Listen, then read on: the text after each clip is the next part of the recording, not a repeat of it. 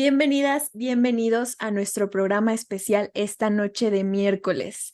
Estamos junto a cuatro mujeres muy elegantes y todas nos encontramos de gala porque hoy vamos a celebrar a la gran Elena Garro a propósito del 25 aniversario luctuoso, porque como sabemos, ella dejó este mundo el 22 de agosto de 1998.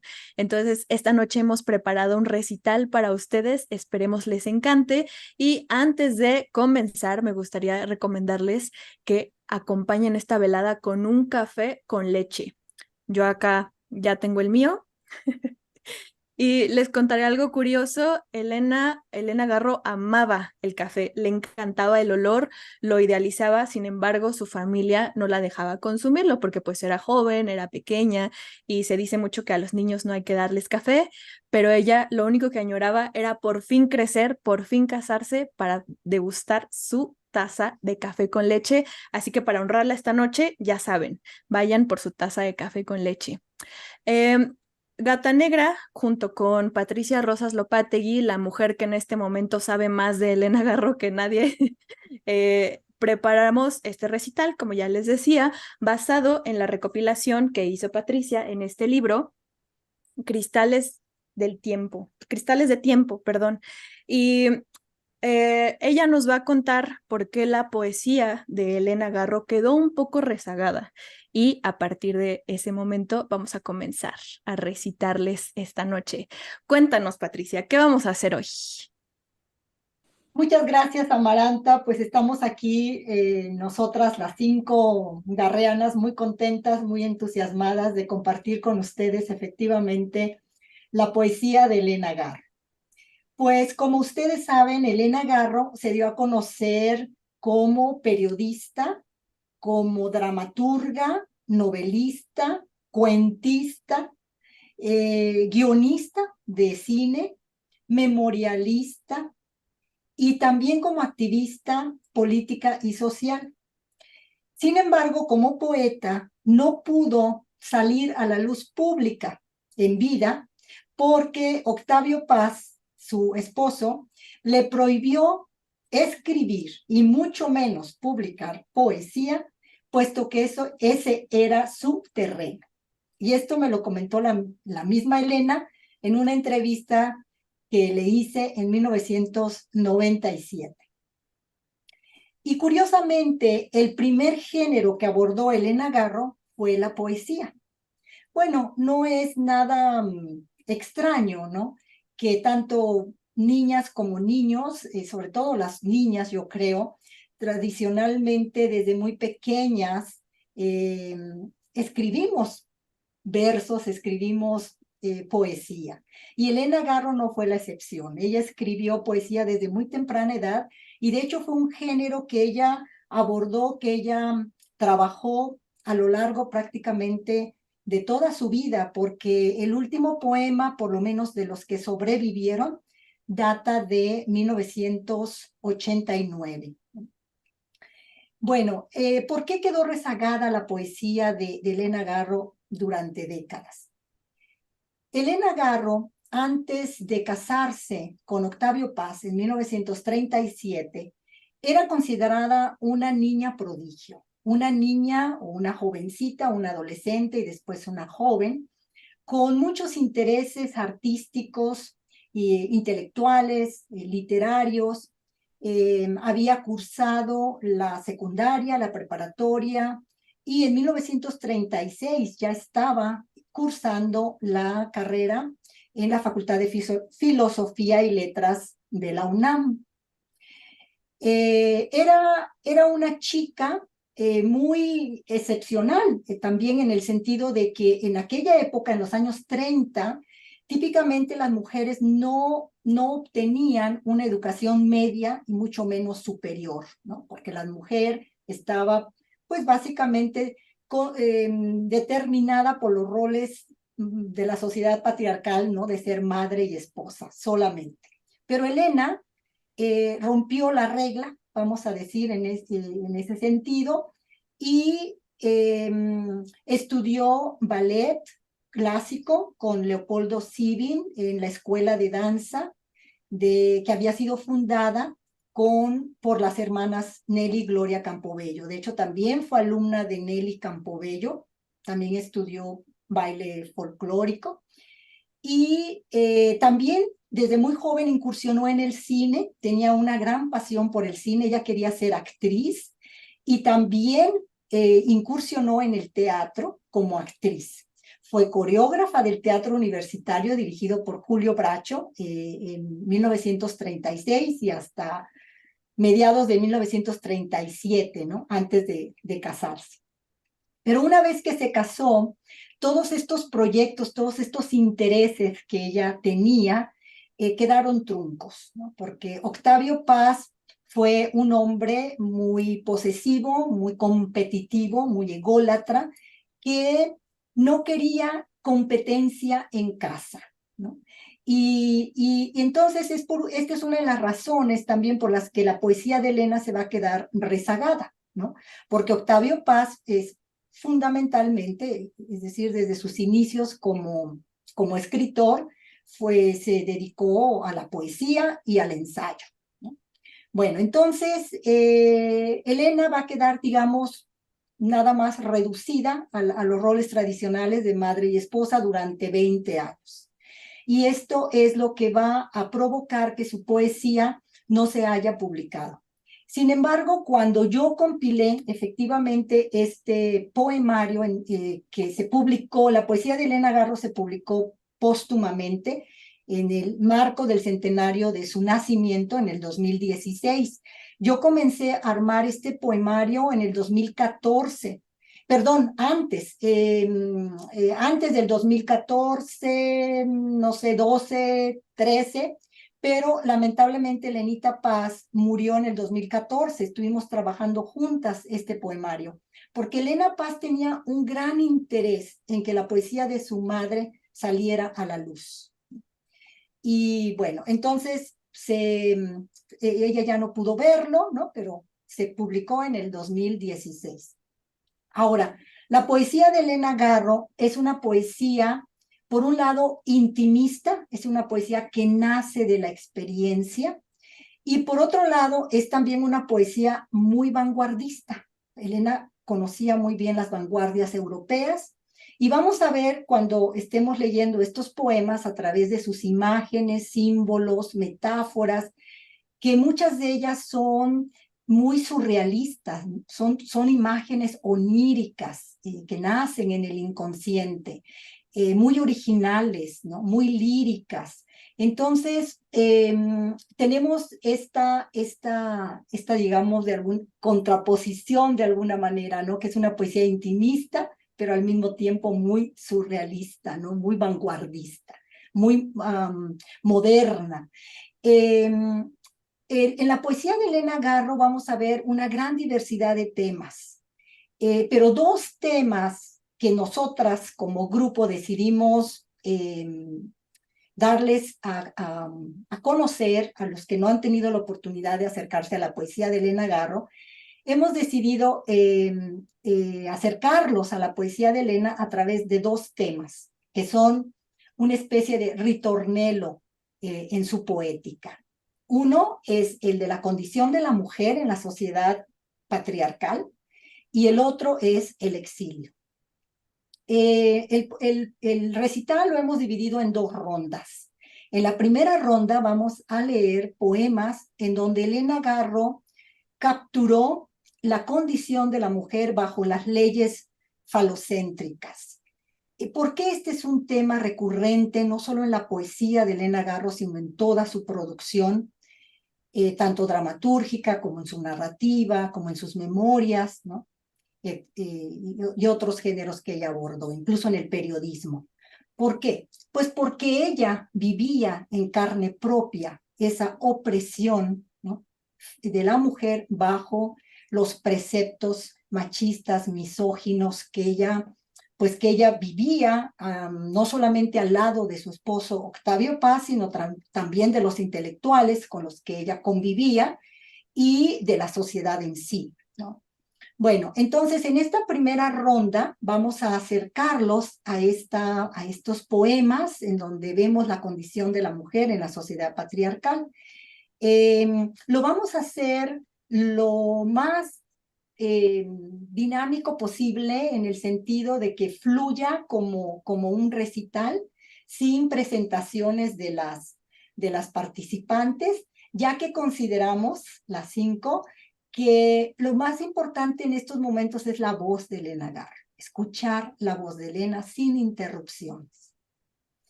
Y entonces, pues sin más que agregar, vamos a escuchar a Elena Garro, y en estos momentos cedo la palabra a nuestra primera participante, a nuestra primera lectora, Julieta. Adelante, Julieta. Muchas gracias. Ahora les voy a leer a un pescador. Con tu anzuelo de plata, con las redes tejidas por tus manos, sácame a este pescado frío que vive adentro de mi estómago, a la feroz langosta que tiene en sus tenazas mi corazón, al pulpo cenagoso que navega en mis venas, al sapo que croa, echando en mi silla turca, al lagarto ojeroso que mastica mis vísceras, a la pequeña sanguijuela instalada en mis ojos chupando sueño. La pesca se cotiza en el mercado y yo dormiré, como antes de la invasión de los monstruos. París, 1948. Ahora les daré la interpretación de mi poema. Am, Creo que le está reclamando a la persona que la puso en esa situación crítica que está viviendo. Ella es la carnada en el pez que el pescador puso en su anzuelo, y todos los animales que nombra llegaron para comérsela viva. Cada uno de los animales que se adentra en ella la está enfermando poco a poco, consumiendo, llevándose su sueño y una parte de ella misma. No puede dormir por el dolor, la incomodidad y el desgaste. Quiere que todos esos animales que la están matando se vayan. Desea sacarlos de su vida y su interior para poder descansar, para poder dormir en paz como antes de que la destrozaran. Por lo que se sabe de la vida de la escritora Elena Garro en 1948, se puede entender lo que sentía al momento de escribir este poema. Fue llevada con engaños a casarse. Poco después de su matrimonio se le prohibió hacer lo que amaba. Se le iban cerrando puertas que en gran parte cerraba el hombre con el que se casó. Elena Garro se convirtió en una prisionera en su propio hogar. No podía ser mejor que su esposo, ya que parece que él estaba lleno de inseguridades, por lo que Elena Garro tuvo que recurrir al periodismo, donde podía escribir y al mismo tiempo ganar dinero. Hasta la fecha sigue pasando que algunas mujeres que se casan se les cierran las puertas a la realización de vida por la propia pareja, una pareja que a veces ni siquiera conocen. Esto pasa a consecuencia de un sentimiento de inferioridad o de superioridad por parte de su pareja, ya que no pueden ser mejores que ellas. Este tipo de vida en pareja les hace padecer violencia económica, psicológica, emocional y en varios casos violencia física. Ahora cedo la palabra a mi compañera Lupe Gallo. Hola, buenas noches. Yo leeré para ustedes el poema titulado Dedos y Lenguas, en su versión 1. Los dedos agresivos se levantan. Los dedos índices que acusan, señalan, envidian. Una marca de dedos, una muralla me señala. Las lenguas se despiertan, se liman en los dientes, se envenenan en la saliva del colmillo. Lenguas que han lamido culos, que duermen solas en cavidades putrefactas. Lenguas que no vemos en las risas. Lenguas que han mordido mi nombre, Elena, tan bonito. París, 1949. En este poema yo quisiera comentar lo siguiente. Es un texto en el que se puede percibir a una Elena presentándose frente a este señalamiento social, por ser una mujer vital, una mujer joven, eh, cercana a la cultura, al arte, con muchos deseos de realizar muchas cosas, escritora, pero sentirse señalada en cada momento, no solamente por la pareja, sino por la sociedad en su conjunto. Eh, esta imagen de la saliva del colmillo, ¿no? Estas lenguas viperinas que se encuentran adormecidas en una cavidad, dispuestas a salir y lanzar ese veneno en torno a ella. Es muy interesante porque es un poema de 1949, sin embargo, pareciera que es premonitorio a lo que vendría después, recordando lo ocurrido en 1968 en Ciudad de México, cuando ella es señalada justamente por estas lenguas y que finalmente pues ella va a optar por salir del país en este destierro lamentable. Yo creo que es un poema muy pequeño pero muy intenso. Y bueno, pues seguimos con esta lectura de poemas. Cedo la palabra a mi compañera Amaranta Monterrubio. Gracias, Lupe. A continuación, yo les voy a leer el poema Mi cabeza cuarteada. Se cuartearon los muros. Me cojo la cabeza entre las manos. Ya es tarde. Hay un estrépito y la tierra me sale por los ojos. Mi lengua sepultada entre escombros no dirá ya cómo sucedió la catástrofe. A cuanto talismán recurro, cae hundido entre la tierra que cae de mi cabeza. El polvo del derrumbe empieza a sepultar mis hombros, mi garganta me llega hasta los pies.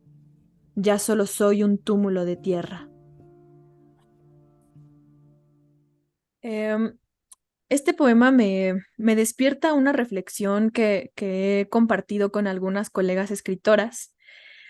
Em, Muchas de nosotras o de la gente que escribe en general, sobre todo cuando se trata de literatura, sus primeros lectores se llaman lectores beta, ¿no? Es como la forma común de decirles. Pero siempre, antes que los lectores beta, existe la pareja.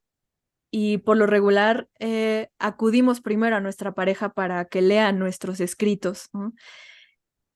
Entonces imagínense a una mujer que desea escribir y ser leída y sea su propia pareja la que le diga que se detenga, la que le diga que no es buena, que, que esa es su área y que ya no lo haga. Todo este sentimiento que tenía Elena Garro y con el que habitaba por la sensibilidad que tenía, pues se desborda, ¿no? Y se desborda en forma de cuartear su cráneo, de destruir los muros, ¿no? De esa sensación de estar ahogada, no en el agua, sino en la tierra, lo cual creo que puede ser también muy atroz o más atroz que la propia agua. Entonces, las escritoras, sobre todo, y es lo que he platicado con las colegas, tenemos que ser muy cuidadosas a la hora de elegir pareja, porque muchas veces de eso depende que continuemos nuestra escritura, que seamos mejores escritoras o que tengamos menos miedo de salir al mundo que apenas se está acostumbrando a que seamos las mujeres las que publiquemos, ¿no? A que seamos las mujeres las que seamos vistas. Entonces, aquellas parejas que leen los primeros escritos de las mujeres, impúlsenlas, impúlsenlas siempre, léanlas a conciencia, díganles que continúen, aliéntenlas para que no tengan miedo de salir al mundo y que desde lo doméstico haya un respaldo, ¿no? Esa es mi invitación esta noche, a que apoyen a su mujer escritora, sea amiga, sea pareja, sea hija, ¿no? A continuación, cedo la palabra a mi compañera Dolores. Bien, buenas noches. Yo voy a leer El llano de Huizaches. Elena, oigo mi nombre. me busco. Solo esta oreja queda, esta que oye mi nombre en un llano de huizaches. Mi nombre, gritado así a los cuatro vientos de noche en el llano de la muerte. Elena, es raro que descuartizados mis miembros avancen por el llano de huizaches. El nombre ya no los une ni los nombra. Es raro que sigan avanzando y que en el centro esté la boca del vacío. Ahora los llama mi nombre. Ven aquí, nariz de Elena. Ven aquí, brazo de Elena. Solo la basinica sigue firme, cubriendo la cabeza, que sonámbula rueda en el valle de Huizache. ¿Hay todavía un puntapié sobrante? ¿Ya nadie llega a jugar a la pelota? Nadie olvidó un buen escupitazo de colmillo para la cabeza que rueda entre huizaches. Elena, los llama mi nombre. Vengan aquí, mano, pierna, pescuezo. Hace años que bailan separados en la tierra de los escupitajos. ¿Hay alguien que guarde todavía un gargajo para ese ojo cerrado a gargajazo?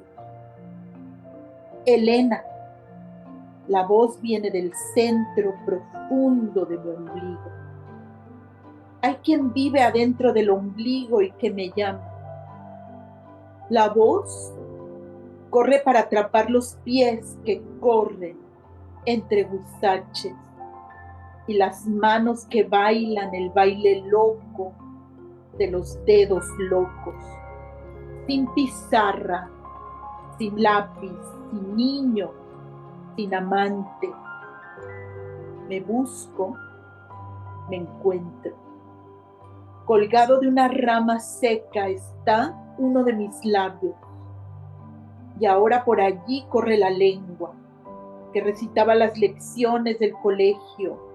Rosa, Rosae, ¿qué hará allí tan lejos del pizarrón, tirada en el valle de Huizaches?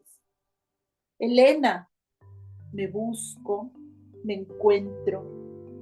Nadie levanta la basinica que cubre paisajes, pájaros vistos en deslumbrantes copas, el pico de la estrella de la cual colgaba yo, y las sílabas de mi nombre, meciéndome hacia un pasado y un futuro, los dos de oro.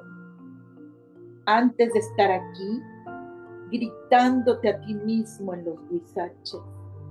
Elena, te digo que me busco y que me encuentro. Espera hasta que llegue al pozo negro, la última de las uñas, el largo. Es largo el llano de Huizaches. Es ancho el llano de Huizaches. Se tarda unos siglos en cruzarlo. Bueno, yo cierro mis ojos y me imagino que invoco a Elena Garro con ese llano de Huizaches que me recuerda el llano en Zacatecas. Los huizaches donde imaginamos que vivieron o murieron la gente durante la guerra cristera. Y para Elena esa imagen es un poco el correr por la vida, el cruzar la vida, atravesar ese llano que a momentos se llama el valle y donde su ilusión es crecer y tener voz, ser un espíritu libre, pero su destino está casi de manera premonitoria entre esa sociedad que le corta las alas, que la descuartiza como a la diosa Coyolxauhqui que la deja sin uñas, desmembrada, y al final pues esa reflexión tan poco sutil como todo lo de Elena, en donde se revela al destino de la mujer, que es ser desmembrada. Y cedo la palabra a Patricia Rosas Lopategui, de nuevo, para que nos lea su poema. Muchas gracias, Dolores. Bueno, el poema que yo les quiero compartir esta noche se titula O, que es una alusión a Octavio Paz. O. Todo el año es invierno junto a ti, rey Midas de la nieve. Huyó la golondrina escondida en el pelo. La lengua no produjo más ríos, atravesando catedrales, ni eucaliptos en las torres. Huyó por la rendija la ola azul, en cuyo centro se mecía la paloma. El cielo blanco bajó para ahogar a los árboles. El lecho es el glaciar que devora los sueños. Surgió el puñal de hielo para cercenar minuciosamente la pequeña belleza que defiendo. El sol se aleja cada día más de mi órbita. Solo hay invierno junto a ti, amigo. 18 de enero de 1955. Bueno, en este poema podemos ver una situación que se repite, digamos, que es un leitmotiv en los poemas en donde Elena Garro trabajó o condensó la condición de la mujer en la sociedad patriarcal. Y esto lo vemos en cada uno de los poemas que leyeron mis compañeras, el antes y el después del matrimonio. Antes del matrimonio, en Elena Garro hay, como lo han señalado ya también mis compañeras, hay una inquietud, una pasión por una voz, esta voz femenina que quiere desarrollar una serie de proyectos, de actividades, no solamente una actividad, no solamente ser escritora, no solo ser bailarina, sino ser bailarina, actriz, hacer cine, hacer teatro, ¿no? Estar en todas partes. Esta voz lírica es una voz lírica muy inquieta, ¿no? Muy polifacética, pero que ese mundo, el mundo de la imaginación, el mundo de la creación, Elena siempre plantea que hay otra dimensión, una suprarrealidad, que es totalmente distinta a la realidad pragmática, a la realidad de los relojes, a la realidad de todos los días, a la cotidianidad enajenante, alienante, que deshumaniza a los seres vivos. Entonces, ella siempre plantea esta otra dimensión en donde podamos vivir o crear otra manera de existir en la vida, ¿no? Y eso es lo que ella plantea en estos poemas. Aquí, por ejemplo, en este poema, vemos a través de las metáforas, ¿no? Cuando ella habla de la golondrina escondida en el pelo, ¿no? Es una metáfora, es decir, no tenemos aquí golondrinas, por supuesto, en el cabello, es una metáfora muy surrealista, ¿no? Pero la golondrina como un ave, como el símbolo de la libertad, como símbolo de la creación, está en nuestro cabello, está intentando darnos voz, ¿no? Y ella defiende, por supuesto, ese derecho que tiene para expresarse. También cuando dice que después del matrimonio, dice, no, la lengua ya no produjo más ríos, ¿no? Ya no hay catedrales, ya no hay eucaliptos, los árboles han sido cercenados, destruidos, sepultados, ¿no?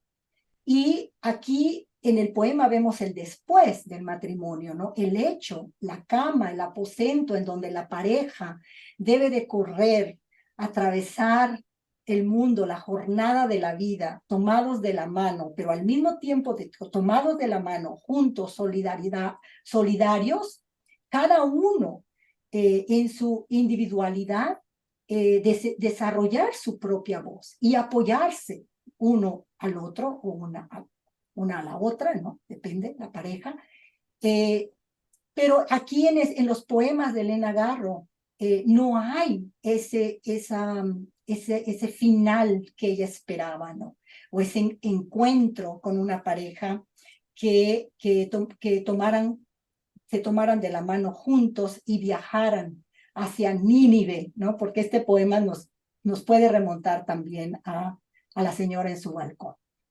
Bueno, esto es lo que yo tengo que comentar respecto al poema que cierra esta primera ronda. Y ahora vamos a entrar a la segunda ronda con el tema del exilio. Elena padeció el exilio en diferentes manifestaciones. Padeció el exilio intelectual, emocional, psicológico, por las razones que ya explicamos al inicio de este evento y que ya quedó muy bien ilustrado con estos poemas. Pero también padeció el exilio político, porque Elena Garro, a finales de 1956, se involucró en la defensa de los campesinos del estado de Morelos, en la comunidad de Aguatepec, junto con su hermana Deva. Y para enero de 1959, este grupo de campesinos, de líderes indígenas y también, desde luego, acompañados, guiados y apoyados por Elena Garro, lograron en un juicio que se determinara que esas tierras comunales pertenecían a esta comunidad de Aguatepec. Entonces ganaron legalmente las tierras, pero obviamente a la oligarquía mexicana en esa región no le convenía lo que estaba sucediendo. Empezaron obviamente los acosos, las protestas, pues la guerra sucia, ¿no? Y Elena Garro para febrero de 1959 tuvo que abandonar México. Pero principalmente tuvo que abandonar México porque en ese momento Octavio Paz quería irse a vivir a París, quería un puesto en la Embajada de México en París para vivir con su amante, la artista italiana Bona Tibertelli de Pisis. Ellos estaban casados, sin embargo, tenían ya desde hacía mucho tiempo relaciones extramaritales. Y Elena Garro se había involucrado con el cineasta Archibaldo Burns y Octavio Paz con Bona Tibertelli. Pero les comento esto porque es muy importante para entender este primer exilio de orden político de Elena Garro que se dio en febrero de 1959. Como Octavio Paz no obtenía este puesto que él deseaba en la embajada en México, en París, hizo un pacto con el entonces presidente de México, Adolfo López Mateos. Adolfo López Mateos necesitaba que Elena Garro saliera de México porque estaba causando muchos problemas en esa área, ¿no? En Morelos, en tierras zapatistas. Y Octavio Paz, que se quería ir a vivir a París. Entonces, hubo un pacto, ok, yo te doy el puesto en París y tú me ayudas a que Elena Garro salga de México. Y Octavio Paz entonces desencadenó una campaña en contra de Elena Garro, señalándola, ¿no? Como esos dedos, esas lenguas de las que mencionaba Lupe en su poema de Dedos y Lenguas. Desata esta campaña para desprestigiarla, desacreditarla como la adúltera, ¿no? La adúltera, la loca, y él presentarse como la víctima de escándalos públicos, etc. Entonces, Elena, ante tal situación, decide irse de México, se va con su hija Elena, se establece en París y regresan, finalmente ellas deciden regresar a mediados de 1963. Y en ese momento, cuando ella regresa, comienza, digamos, a retomar aquel proyecto artístico que se había quedado trunco a raíz del matrimonio, ¿no? Ya se había dado a conocer como dramaturga en 1957 y en 1963, a su regreso, se publica su novela Los recuerdos del porvenir. Después, al año siguiente, en el 64, se publica La Semana de Colores. Elena está en esos momentos en el candelero. El matrimonio ya se había separado. Octavio Paz ya era embajador de México en la India. Elena estaba en México sola, digamos, sin la sombra de Octavio Paz, y retomando todas sus inquietudes, ¿no? Haciendo también guiones cinematográficos, etc. Pero el activismo en Elena Garro era muy importante para ella. El activismo era tan importante como su producción literaria y dramatúrgica. Y retomó nuevamente la defensa de los campesinos que eran despojados de sus tierras, que eran asesinados, que eran violentados en sus derechos o que eran encarcelados. Y en esta ocasión no solamente lo va a hacer en el estado de Morelos, sino que en toda la República Mexicana. Llegaban comisiones de campesinos a pedirle ayuda a Elena Garro, ¿no? Y en 1965 no solamente está involucrada en el activismo social, sino que también se involucra en el activismo político, al formar parte del movimiento de Carlos Alberto Madrazo Becerra, un político que había intentado reestructurar el PRI para que hubiera en México un poco de democracia. Pero esto no fue posible porque el PRI obviamente no toleró tal reforma y lo expulsaron del partido. Entonces Madrazo, para mediados de 1968, ya estaba formando un partido político que se iba a llamar Patria Nueva, y en el cual obviamente él se perfilaba como el candidato para las siguientes elecciones presidenciales, ¿no? De 1970. Bueno, en estos momentos, también a mediados de 1968, ustedes saben, nace el movimiento estudiantil. Entonces México, el sistema político mexicano, bajo la dictadura del PRI desde 1929, en esos momentos, a mediados del 68, se le presentaban dos grandes problemas. Por un lado, el movimiento estudiantil, y por el otro, el movimiento madracista, el movimiento de Carlos Alberto Madrazo.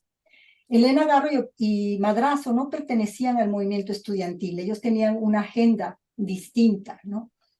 Pero ustedes saben, la intolerancia del gobierno, de la dictadura priista, perpetró la masacre el 2 de octubre en Tlatelolco, ¿no? En el marco de una manifestación del movimiento estudiantil, y el 5 de octubre, 3 días después, el gobierno orquestó toda una farsa para acusar a Madrazo y a Elena Garro y a otros madracistas, por supuesto, pero sobre todo a Madrazo y a Elena Garro, de que eran la cabeza del movimiento estudiantil que intentaba derrocar al gobierno e instaurar un gobierno comunista, lo cual obviamente era una mentira, una farsa. Pero lo que buscaba obviamente el sistema era eliminar a estos subversivos, ¿no? A Madrazo lo eliminaron, le colocaron una bomba en el avión en el que él viajaba de la Ciudad de México a Monterrey el 4 de junio de 1969, a 9 meses después de la masacre. Y cuando Lupe lea su poema en el contexto del exilio, pongan atención porque ahí Elena hace alusión al asesinato de Madrazo, porque cuando ellas van a la funeraria para pues, asistir al funeral, ellas estaban ya en la mira, estaban siendo perseguidas y para escapar a quienes las perseguían, que era obviamente la gente de la policía secreta, pasan la noche en la morgue entre los restos de las personas que fallecieron en ese asesinato de Estado, ¿no? Porque no solamente asesinaron a Madrazo y a su esposa que viajaban juntos en ese vuelo, sino a los 70 pasajeros de un vuelo comercial, ¿no? Bueno, y a Elena Garro la eliminaron con el descrédito, con la leyenda negra, ¿no? La acusaron de que ella había proporcionado los nombres de los intelectuales involucrados en el movimiento estudiantil, lo cual también, por supuesto, era una farsa. Pero ahí comienza la leyenda negra en contra de Elena Garro y comienza el exilio. Entonces, en Elena vamos a ver en su poesía, en este ritornelo que es el exilio en su poesía, vamos a ver elementos biográficos, situaciones que ellas vivieron y también la soledad, ¿no? La soledad, el hambre, la miseria, el vivir a salto de mata, en que ella y su hija Elena vivieron desde 1968 hasta 1993.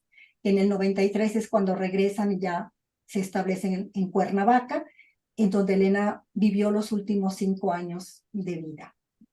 Bueno, entonces vamos a ver el sentir de Elena en el exilio, en estos poemas, y ahora vamos a empezar esta segunda ronda y cedo la palabra a Julieta. Gracias. Les voy a leer Lágrimas. Lágrimas, redondas, azuladas, perfectas, corren sin cesar por las mejillas de Elena. Lavan su traje usado, preguntan, ¿por qué? Flores translúcidas caen al suelo, como diamantes y se evaporan. Jugos frutales, productos de jazmines, esencia de claveles, carecen de consuelo. Lágrimas de niña aterrada en el mundo. París, 1986. Por lo que entiendo de este poema es que va dirigido a su hija Elena Paz. En ese momento las dos Elenas se encontraban escapando del país, ya que la involucraron en problemas políticos. En 1983, Elena Paz y su padre tuvieron una aparente reconciliación. En ese momento, gracias a su padre, ella consiguió un trabajo en la burocracia de la Embajada de México en París, donde le pagan lo necesario para sobrevivir. Al leer el poema, interpreto que Elena Garro se dio cuenta de todo el sufrimiento que arrastraba su hija Elena. Las dos se preguntaban el por qué. Elena Garro responde a esta pregunta en Lágrimas de una niña aterrada del mundo. Elena Paz se sentía con miedo, pensando en el daño que los demás le pudieran hacer, ya que seguían siendo rechazadas, juzgadas, perseguidas y alejadas de la sociedad. Elena Garro podía ver el daño que habían provocado el rechazo, el acoso y las habladurías de la sociedad a su hija, y eso le afligía. Gracias. Ahora cedo la palabra a mi compañera Lupe Gay. Gracias, Julieta. Leer para ustedes este poema titulado Elena Paz. Sola una decena de años. Años sin arcoíris, sin lluvias, sin jardines, sin comida. Ella es mi espejo. Yo soy su espejo. y no existe nada más, solo el hambre que ronda los muebles alquilados, guardados por las 4 paredes alquiladas. Quizás no debí llamarla, quizás debí dejarla donde estaba. ¿Era en el cielo? Elena no ve rosas ni jazmines. Ha olvidado los pinos, las calzadas legendarias y los eucaliptos. Los mares no aparecen. Se pregunta si acaso se han secado. ¿A qué olerán los nardos? Alguna vez presidieron su casa. Eso sucedía en la otra vida. Ahora Elena es sombra perdida en la ciudad repetida, cuyas calles jamás desembocan en el campo. Elena habla de los asesinos conocidos que siguieron sus pasos a través de eso que llaman fronteras. Alguna vez, en la morgue, frente a las mesas niqueladas cubiertas con sábanas, estuvo tiritando de frío, oliendo los trozos de cadáveres que llevaron nombres conocidos. Encerrada, herméticamente encerrada, para librarse de los asesinos, de rostros oscuros pegados a los grandes cristales de galloso. La noche no fue más larga que las noches que han seguido. Ignora los días. Aquella era una noche de domingo que terminó en la mañana sedienta de un sediento lunes. El negro de su traje anunció que era un ser absurdo. Loca, loca, loca. Ahora, en esta noche ardiente, encerrada entre 4 paredes, sola, sin cadáveres cubiertos en las mesas, sigue siendo loca, loca, loca. Los encargados de la cultura se reúnen, brindan y esperan el gran entierro colectivo. Hay que morir en masa. La muerte es colectiva. La muerte privada es un prejuicio. Solo se festeja la muerte del gran jefe. Y Elena espera la ejecución en masa de los desheredados. Sin lápida, sin cruz, sin nombre. Aquí no ha muerto nadie. Domingo 22 de junio de 1980. En la noche, cuando Elena duerme y yo velo. Bueno, pues este poema me parece que es todo el recuento de ese deambular en soledad, cuando hablamos de estos destierros, de estos momentos difíciles en que ella está sola y acompañada con su hija, con Elena. El título del poema es justamente Elena Paz. Hay una parte en algún otro momento de los textos que Patti Lopategui ha escrito, en el que habla de cómo las encierran en un hotel. Yo no quiero ni siquiera pensar el momento en el que con tu hija te encierran en un hotel, cuando sabes que pueden desaparecerte, porque están desapareciendo a todo mundo en esas noches, ¿no?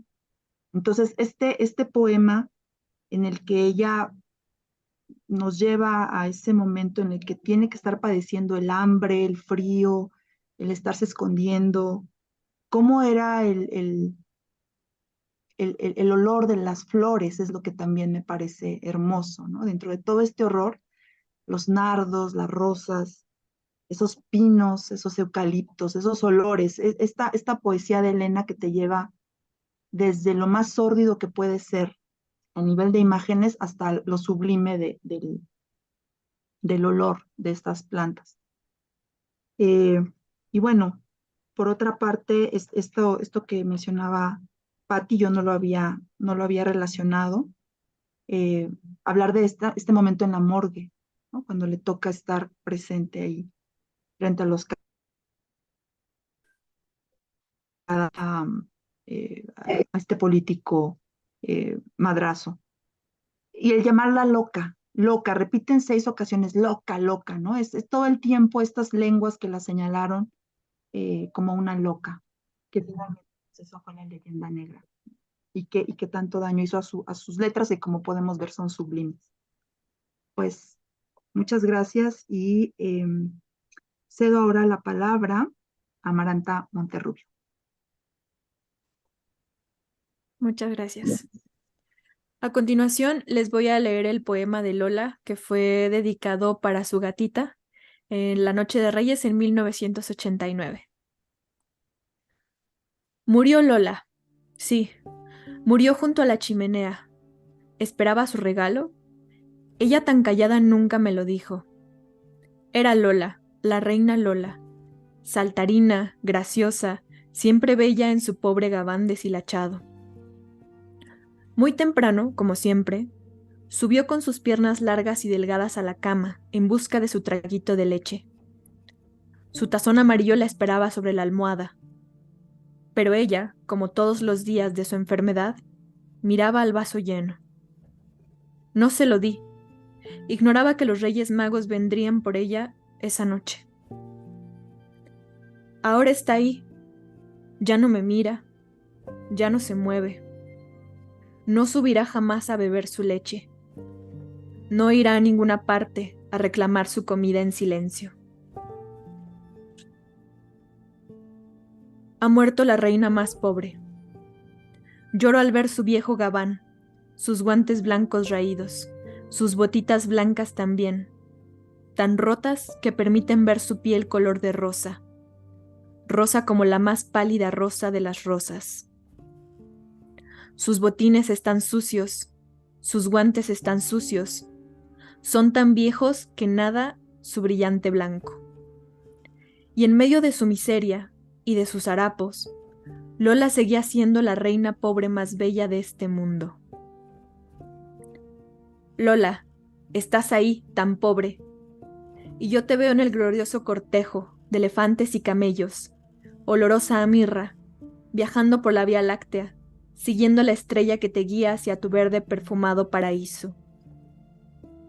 Ahí te darán tu gloriosa capa de armiño, tu corona verde de luces, los jardines llenos de jacintos y riachuelos de leche fresca, tan fresca como el agua de las fuentes celestiales.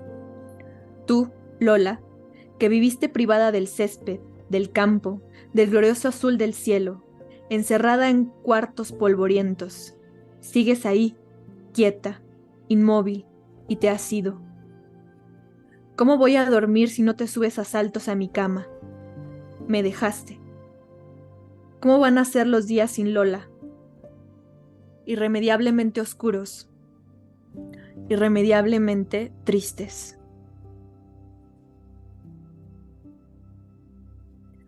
Hace una semana que murió Lolita. Sí, murió, pero tengo el consuelo de tenerla aquí en su cuarto. Hicimos una caja de madera, compramos tierra y ahí la colocamos con su cruz.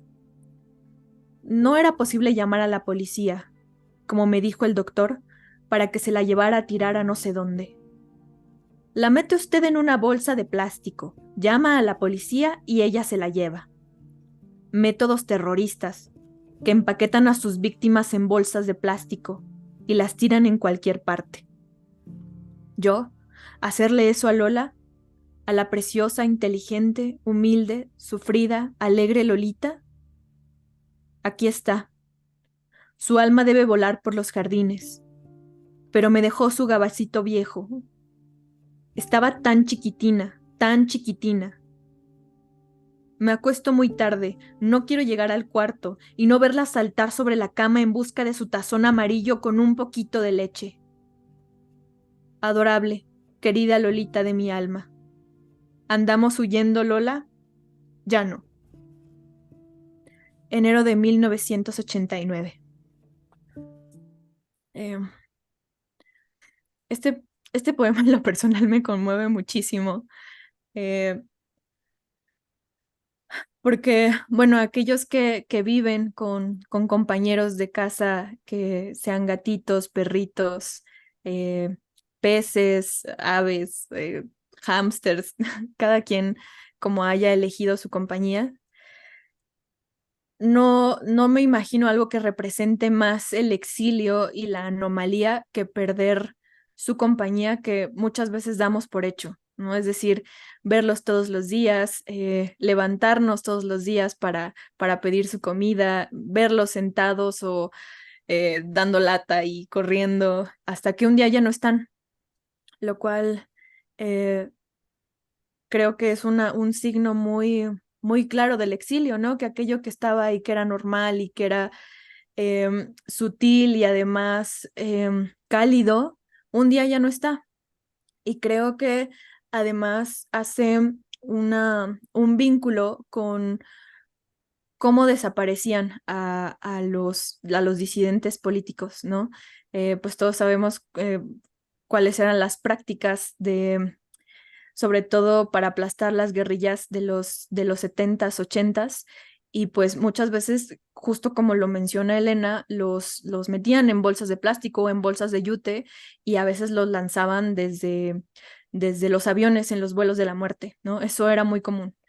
Eh, por desgracia es algo que aún existe y, y claro que es prudente preguntarse qué tiene que pasarle a la gente o por la mente para que crean que meter un cadáver en una bolsa de plástico y botarlo es algo que es normal, ¿no? Creo que tenemos que estar muy trastornados para creer que eso es una solución para deshacernos de los cuerpos, ¿no? Sean nuestros compañeros domésticos, animalitos o sean las personas. Yo afortunadamente nunca he vivido la muerte de uno de mis gatos. No sé qué va a pasar cuando eso suceda. Espero que si vivo algo así, Elena me asista. Y bueno, a continuación cedo la palabra a mi compañera Dolores. Yo voy a leer el poema Amplia Soledad, que es un poema que definitivamente nos habla a los mexicanos de afuera. Somos muchos millones de desplazados. Y algo que inicio con esta explicación en lugar de terminar con ella, porque el poema para mí habla por sí solo y es un poema cargado de imágenes garrianas al 100% y con un apéndice que creo que a todos nos llega. Entonces va, amplia soledad. Amplia soledad, siempre más amplia. 4 paredes ajenas. Un diálogo continuado. Olvidadas las fiestas. El carmín de los trajes. El chisporroteo de las rosas. Algunas golondrinas cantan al atardecer el dichoso pasado. Revolotean antes de dormir. Sus trinos entran en el pecho vacío de sentimientos. Trinos, augurios del pasado perdido. Tal vez si Dios asomara su inefable rostro en los vapores de la ardiente tarde, las golondrinas volverían a ser notas ligeras, dibujadas en tinta china sobre el enigmático papel de música.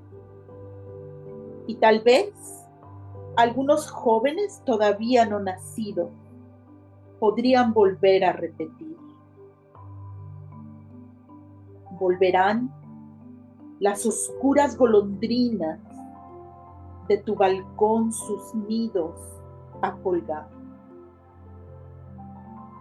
Pero ya no hay balcones. Asiria preside nuestros días de hierro y de silencio. Silencio de palabras y multiplicación asombrosa de chirridos. Domingo, 22 de junio de 1980. Elena duerme en este sofocante cuarto. Lola está con ella. Petrushka, tendido en mi inhóspita cama, sin cabecera. Y cedo la palabra a Patricia Rosas Lopategui.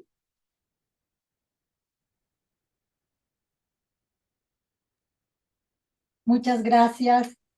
Muchas gracias, Dolores. Y ahora pues vamos a cerrar este recital poético con el poema titulado La joven sentada, que es el poema que aparece por primera vez. Es un poema inédito que no está en la edición primera, aparece en la edición segunda, y ya cuando tengan el libro leerán la nota aclaratoria sobre este poema, ¿no? ¿Por qué aparece hasta estos momentos? Bueno, se titula La joven sentada. La joven sentada en el balcón de fuego llora de hambre. Es el verano, el incendio. Sus lágrimas no logran refrescar la tarde. El hambre se abre camino entre los huesos y el estómago. El cerebro registra el perfume de las inalcanzables panaderías humeantes de vapores. Millones de panes están en las vitrinas. Multiplicación de panes.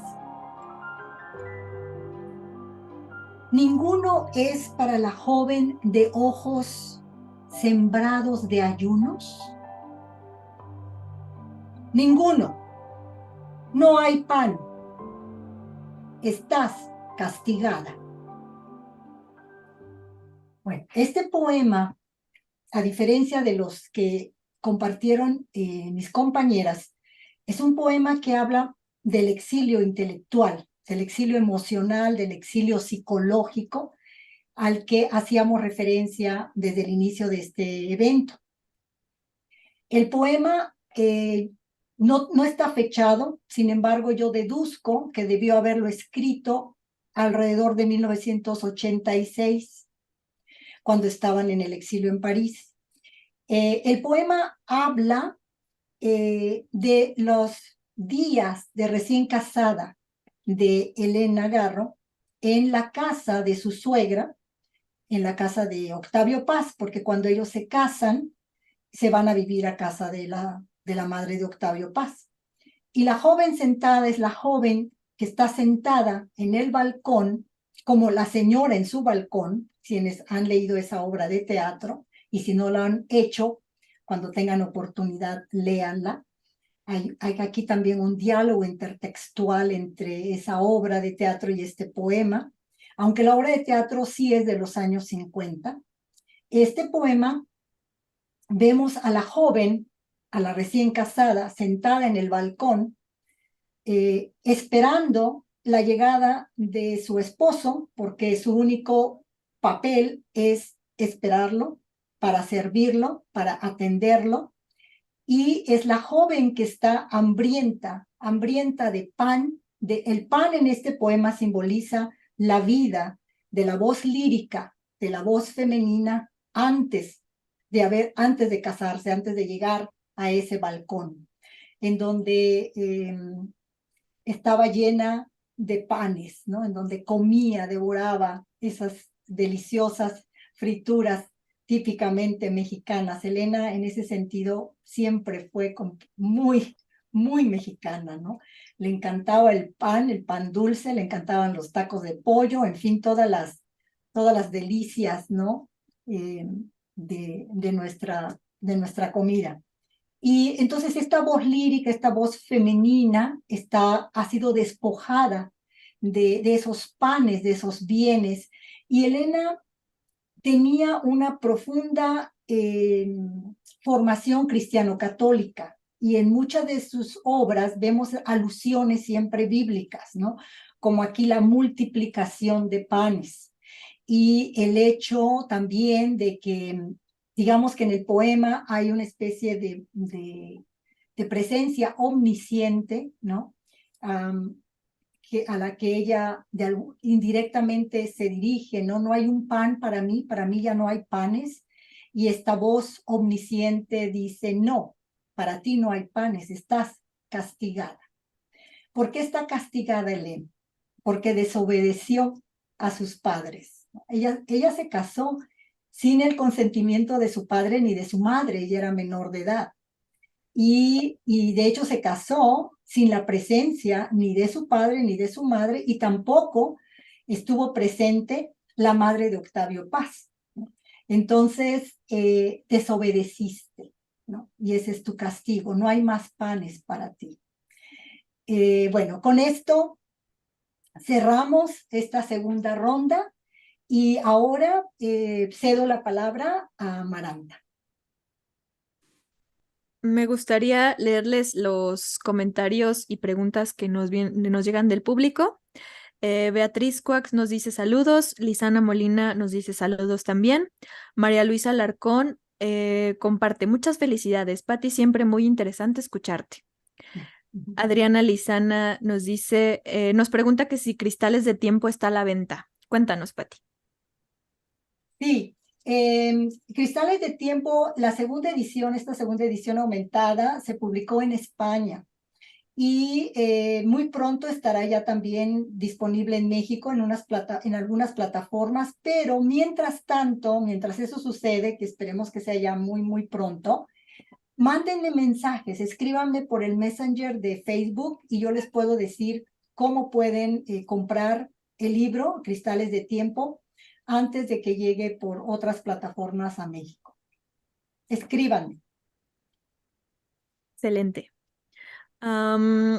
Isaac te dice saludos. Adriana Lisana Molina nos pregunta, bueno, más bien nos dice, ¿qué poema tan duro? Condensa el veneno. Felicidades, Guadalupe Fuentes. Edulo Educación Lúdica nos dice, hermoso reclamo para paz. Rata Acuática nos dice, joder, esto es cine. Gracias, Rata Acuática. Isaac Chávez nos dice, son poemas muy melancólicos pero muy hermosos. No conocía la poesía de Elena Garro. Es grandiosa y profunda. Gracias por compartir. Y Marco Aguilar nos dice, saludos. Sí, así es como ya Patricia nos comentó, pues la poesía de Elena quedó rezagada por las razones que ya nos contaron desde el marido hasta las dificultades, el exilio y etcétera.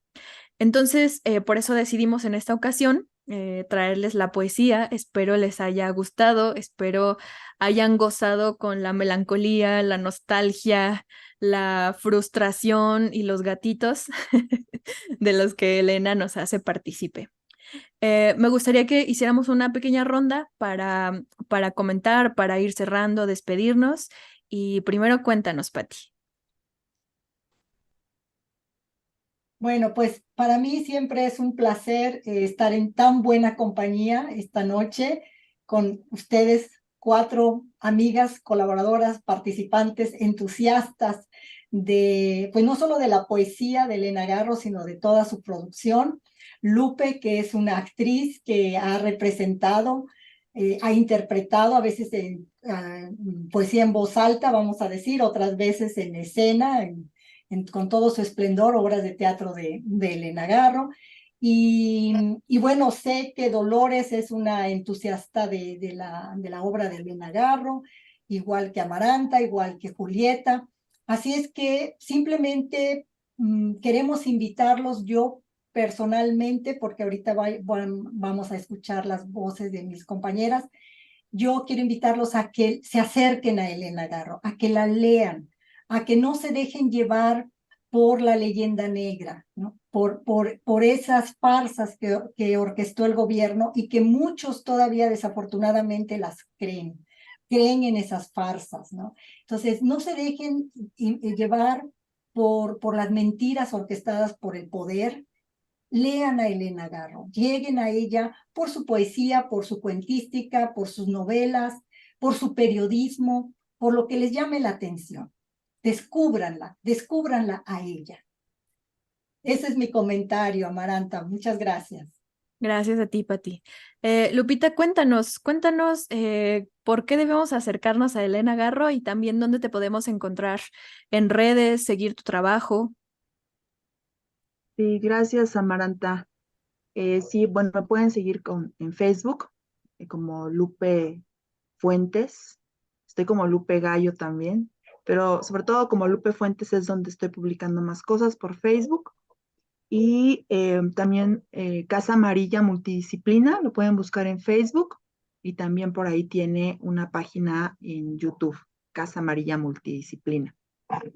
En torno a Elena Garro, justamente, bueno, a mí me ha interesado mucho desde el teatro, ahí fue donde yo empecé a leer a Elena, y una cosa que me maravilló fue esta capacidad que tiene de llevarte desde algo muy doméstico, una idea en la que te puedes reconocer perfectamente como puede ser tu gato, como puede ser una taza de café, como puede ser de pronto cualquier cosa que hagas, y junto a eso, una imagen poética, onírica, sublime, ¿no? Entonces, esta capacidad de Elena está en el teatro. Yo no sabía de la poesía, cuando leo la poesía en Cristales, también lo descubro acá. Hablando de la intertextualidad que mencionaba Patti, esta idea de las golondrinas saliendo del cabello es una imagen que yo exploté muchísimo en un pequeño videíto que hice de videoarte, con esta idea de la mujer del hermoso pelo negro que está en el Tendajón Mixto, una obra de teatro, que es justamente una mujer. Imagínense en el teatro una mujer que le salgan del cabello negro, pájaros, ¿no? Entonces, estas imágenes que te contagian, yo diría que es la razón por la que hay que leer a Elena, porque está también en su narrativa, está en todo. Entonces, pues se van a reconocer mucho en su escritura y el peso de ser la pareja de paz ha sido bastante fuerte. Entonces, creo que se está descubriendo esta Elena en su propia escritura y en su propia voz. Muchas gracias por esta invitación. Es un placer estar aquí. Muchas gracias, Lupita. Dolores, cuéntanos tu sentir acerca de esta poesía redescubierta de Elena, que Patricia ha hecho bien a retornar hacia nosotros y también cuéntanos dónde te podemos encontrar, seguir parte de tu trabajo. Bueno, yo realmente descubrí a la Elena poeta a través de Patricia Rosas Lopatey, que es pues un gran pilar en la academia para las personas que desean acercarse a las mujeres escritoras, porque al igual que Elena Garro, la mayoría de las mujeres han estado y permanecen rezagadas. Conocí la poesía luego de conocer muy bien, muy a fondo su narrativa. Yo estudié por mucho tiempo los recuerdos del porvenir, su cuentística y parte de su obra dramática. Y en realidad Elena Garro es para mí una de las grandes escritoras del siglo XX, y no digo mexicana, digo universal, porque ella está al nivel de mujeres como Luisa Mercedes Levinson, como Luisa Valenzuela, como Blanca Varela.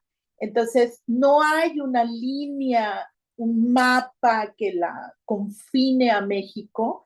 Fue una gran escritora que desgraciadamente vivió ese drama competitivo con un cacique cultural que la opacó y que por mucho tiempo nos impidió conocerla. Yo conocí a Elena Garro en su narrativa gracias a mi profesora Margot Glantz, y estaré por siempre agradecida porque en realidad la mayor parte de mis compañeras del doctorado no la conocían. Entonces se sorprendían el día que de pronto encontraban a Elena Garro. Y como ya dije, Elena Garro nos habla al México de afuera.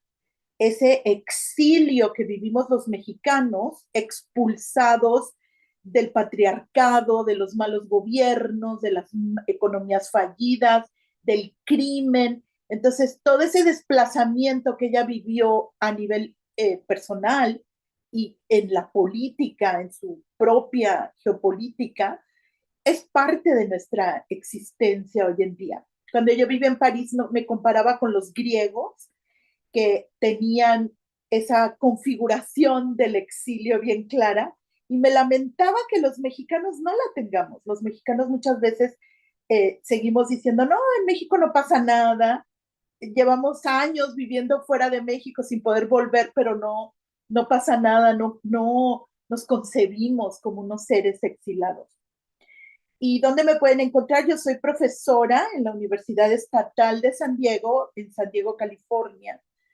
He vivido gran parte de mi vida ahora en San Diego, es mi punto cósmico, digo yo.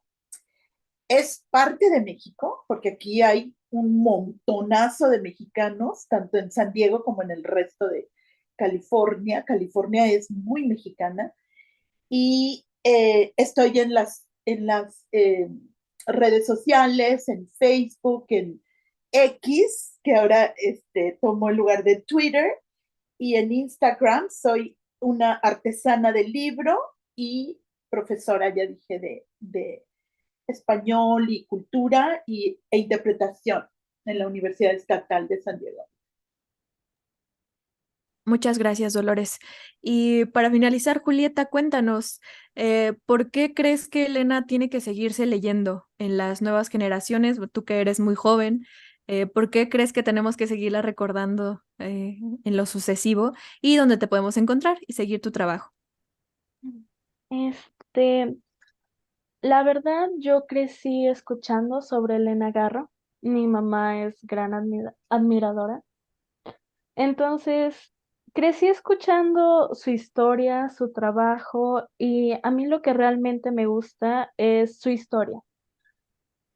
Es, creo que deberían, este, conocerla más mi generación, porque a pesar de que le fueron cerrando las puertas, ella fue avanzando. O sea, a pesar de todo, fue trabajando, siguió escribiendo, y a pesar de que varios de sus trabajos fueron publicados después de que los escribió, aún así siguió con eso. O sea, su trabajo, su activismo, todo es maravilloso. Entonces, creo que sería muy importante que incluso su trabajo fuera mostrado en escuelas. Me gusta, la verdad. Y creo que debería ser más reconocida. A mí pueden encontrarme en Instagram como Julie-Pine. Muchísimas gracias por permitirme participar. Muchas gracias a todas. Me gustaría que nos despidiéramos con los comentarios de felicitación.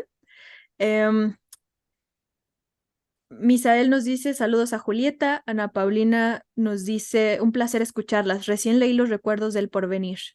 Pide recomendaciones para continuar leyendo a Elena. Y bueno, antes de contestar la pregunta, María Luisa nos dice, muy pronto me presentaré, no, muy pronto te presentaré dándose el cambio de gobierno. La voz de las mujeres se tiene que escuchar con poesía. Felicidades a todas, grandes poetas y declamadoras.